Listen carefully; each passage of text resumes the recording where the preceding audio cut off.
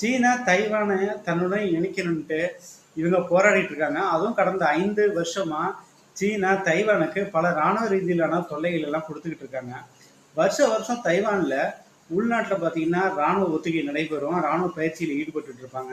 இது வழக்கமான ஒன்றா பார்க்கப்பட்டாலும், ஆனா இந்த வருஷம் பாத்தீங்கன்னா ரொம்ப கடினமான பயிற்சியெல்லாம் நடக்குது. கப்பற்படையெல்லாம் ஒத்திகை பண்றாங்க. அதுபோல துப்பாக்கி பயிற்சிகள்ல முன்பு இருந்ததை விட இப்ப ரொம்ப அதி தீவிரமா நடந்துகிட்டு இருக்கு. உள்நாட்டிலே தயாரிக்கப்பட்ட ஸ்கை ஃபாட் அப்படிங்கிற ஒரு ஏவுகணையும் தைவான்ல இப்போ ஒத்திகை பார்த்துட்டு இருக்காங்க. இதுக்கான முழு பயிற்சியில் ஈடுபட்டு இருக்காங்க. தகவல் தொடர்பு சாதனங்களை தாக்குதல் நடத்தியாச்சுன்னா அதை எப்படி எதிர்கொள்றது, அதை எப்படி பழுது நீக்கம் பண்றது அப்படின்னு சொல்லிட்டு தைவான் வந்து முரண்டு பிடிக்கிறாங்க. நாங்கள் சைனாவோட சேர மாட்டோம், நாங்கள் தன்னிச்சையாக தான் இருப்போம்னு சொல்லிட்டு இந்த தைவானுக்கு அமெரிக்கா பின்னணியில் இருந்து நாங்கள் உதவி பண்ணுறோன்ட்டு சொல்லிட்டு இருக்காங்க. அந்த தேர்தலில் தான் தைவான்லாம் இறங்குறாங்க.